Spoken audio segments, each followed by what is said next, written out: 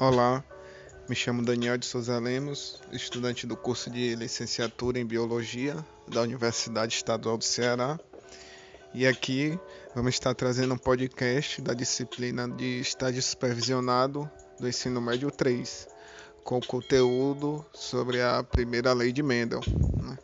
Gregor Mendel, esse que foi um monge tcheco que a partir de 1865 ele planejou uma série de experimentos, né, envolvendo o cruzamento de plantas, que hoje a gente é mais conhecida os experimentos com as ervilhas, né?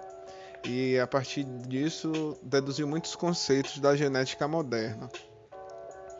E o resultado de seus experimentos acabou demarcando uma série de princípios básicos hoje da genética moderna, né? Entre os quais a gente pode estar, por exemplo, falando que cada característica genética de um organismo é condicionada por dois fatores que hoje chamamos de genes, um proveniente do pai e outro da mãe. E na hora da reprodução, apenas um gene do par é transmitido à célula sexual. Então, segundo Mendel, os genes não se misturam após a fecundação, né? Eles permanecem lado a lado, independentemente de se manifestarem ou não. E além disso, Mendel também entendeu que esses genes se separam, o que ele chamava de fatores, né? Se separam na hora da formação dos gametas, as células germinativas, né? Indo apenas um gene para cada gameta. Na fecundação, os gametas se unem e o par de genes é reconstituído. Então, Mendel não vê os fatores cuja existência postula ou apenas deduz sua presença pela análise de cruzamentos, né? É preciso lembrar que essa análise foi estatística também. Aí, ou seja, ele não ficava apenas observando os cruzamentos, mas ele fazia cálculos estatísticos, né? Ele contava os descendentes que obtinha e verificava as proporções desses descendentes a partir de determinadas características visuais, né?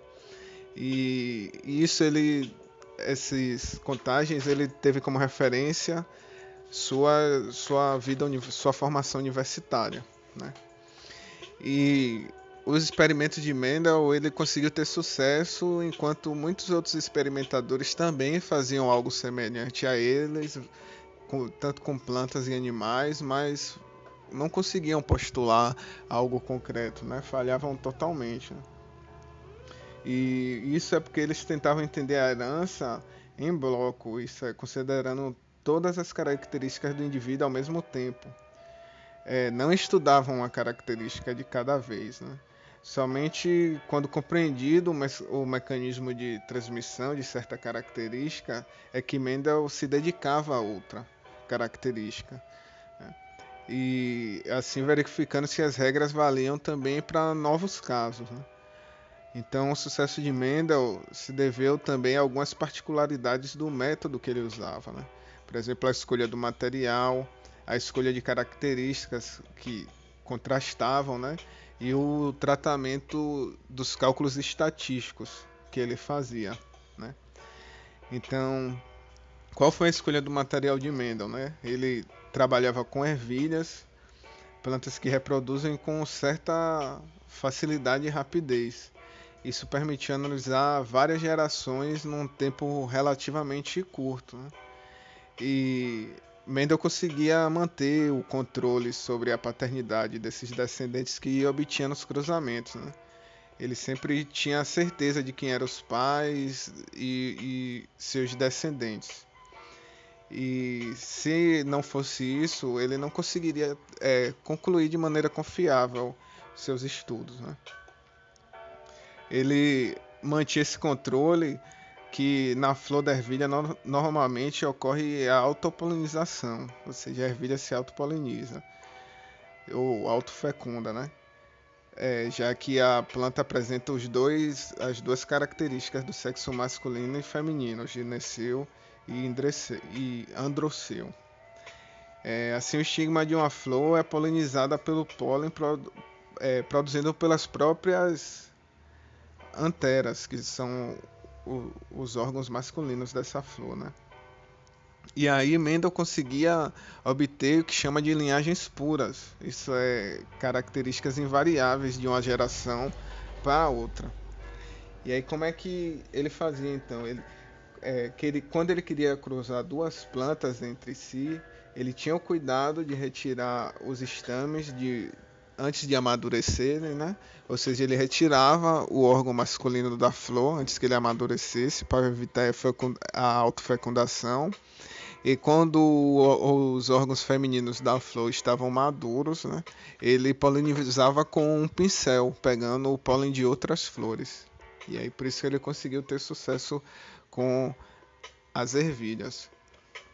E quais foram as escolhas de características, né? Essas características contrastantes, né? Para seu estudo das ervilhas, ele escolheu algumas características do que ele demarcava como sim ou não, não havendo características intermediárias, né? Ou seja, bem objetivas. Por exemplo, a cor da semente podia ser amarela ou verde, não existiam ervilhas amarelas esverdeadas, né?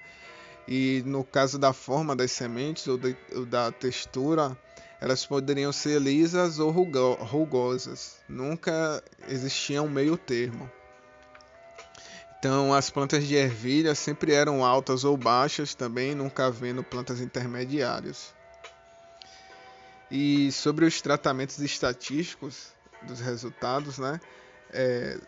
Ele não buscava apenas os resultados qualitativos, como foi dito aqui, a cor, né, ou a textura. Ele também contava os descendentes que obtinha, determinando a proporção em que essas características apareciam.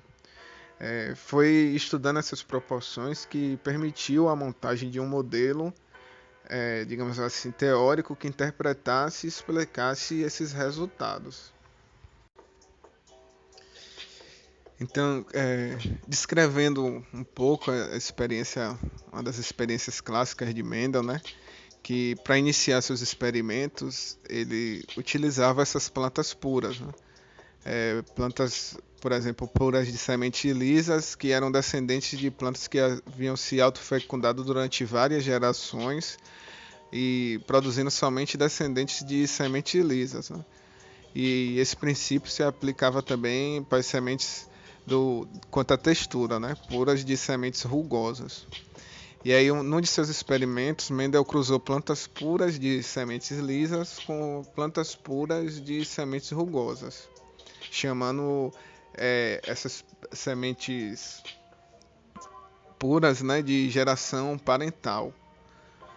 E na primeira geração, o F1, ele conseguiu obter somente plantas de sementes lisas, né? Ou seja, ele cruzou uma semente lisa pura com a semente rugosa pura e aí só teve sementes lisas, né?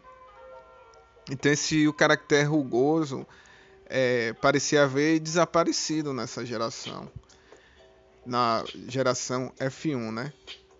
E aí ele fez com que essa geração F1 se autofecundasse, conseguindo já na segunda geração de filhos, que eles chamam de F2, plantas de sementes lisas, mas também plantas de sementes rugosas.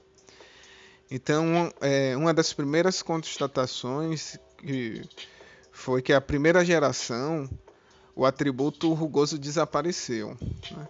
E o atributo liso ele chamou de dominante. Já na geração F2, o atributo rugoso ele reapareceu. E aí isso quer dizer que de alguma forma ele permaneceu sim dos indivíduos da primeira geração, né? Gerada pelos parentais, o F1. Porém, estava ali escondido, né? E só conseguiu manifestar na geração seguinte. E assim ele deu esse atributo que ficou desaparecido em uma geração de recessivo. E Mendel tentou montar um modelo teórico capaz de justificar esses resultados obtidos, né? E aí ele levantou as seguintes suposições, né? Que deve haver na planta fatores responsáveis pela herança, seja ela lisa ou rugosa da semente, né?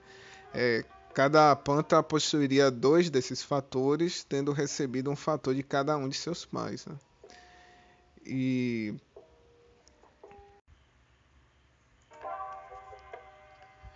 e esses fatores eles poderiam passar de geração em geração, né? Só que nessa reprodução apenas um dos fatores era passada para cada célula sexual, gameta, né? Que fosse produzir. Então, a planta de semente lisa formaria gametas com um fator específico, né? E a semente rugosa teria gametas com outro fator específico, a rugosidade, né?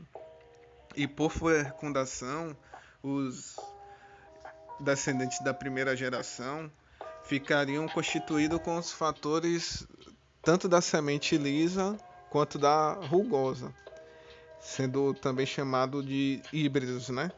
Porém, eles não eram mais puros como os pais, né? E ele também, já que ele deduziu que tinha fatores tanto das sementes lisas e rugosas, ele determinou que um desses fatores era dominante, já que na primeira geração só nasceram sementes lisas. E aí ele determinou que o fator liso era dominante em relação ao fator rugoso. E aí quando essas plantas F1 se autofecundam, conseguiam formar dois tipos de gametas ainda, né? Tanto desse fator liso quanto rugoso, ou seja, ele conseguiu constatar que ainda ficava esse fator das sementes rugosas ainda na geração F1, já apesar delas serem todas lisas. E ele conseguiu constatar isso porque na segunda geração já vieram sementes rugosas também. E aí ele fazendo os cálculos estatísticos, conseguiu levantar suposições. Por exemplo, se 4 possíveis encontros ocorrem ao caso, né, e o modelo fosse correto, 3 em cada 4 fecundações originariam sementes lisas e 1 em cada 4 sementes rugosas, né? E na prática, no experimento de Mendel, na contagem de sementes de F2, ele conseguiu em torno de 5.400 sementes lisas e 1.800 sementes rugosas, o que representava mais ou menos uma proporção aproximada de 3 para 1, né? De acordo com o modelo dele, modelo matemático que ele fez.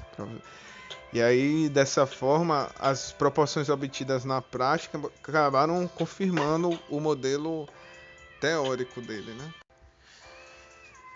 E aí é importante destacar também que Mendel viu uma série de características dessas sementes, né? Não só se ela era rugosa ou lisa, mas ele também constatou, ele estudou, né, a cor da semente, né, sendo amarelo ou verde, a cor da vagem, né, sendo também amarelo ou verde, a forma da vagem, que poderiam ser vagens lisas ou onduladas, né, a altura também dos pés de ervilhas, o posicionamento das flores, né, que às vezes elas poderiam estar nos ramos terminais ou distribuídas pela planta, e a cor da flor, que poderia ser branca ou púrpura. E aí, nesses estudos, através de todas essas características, ele chegou a proporções aproximadas do modelo teórico, né? Sempre 3 para 1, né? Nas gerações F2. Então, a partir desses estudos, foi traçado o que chamamos hoje de primeira lei de Mendel, né? Que ela traz como conceito que cada caractere é condicionado por dois fatores. Eles se separam na formação dos gametas, indo apenas um fator para cada gameta, né? Essa primeira lei de Mendel também é chamada de lei da pureza dos gametas, já que ela postula que os gametas têm um só gene, sendo assim sempre puros. E para finalizar, o interessante disso tudo é que Mendel não conhecia os cromossomos, o DNA, a meiose, né? Porém, a descoberta de que os genes se separam na formação dos gametas está ligada a esse fenômeno da distribuição dos cromossomos na meiose. E por aqui nós vamos ficando com esse podcast e agradecemos pela atenção.